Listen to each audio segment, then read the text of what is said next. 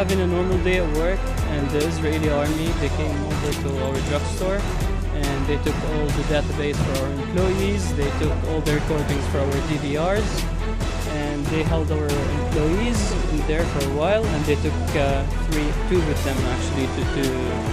to prison or whatever.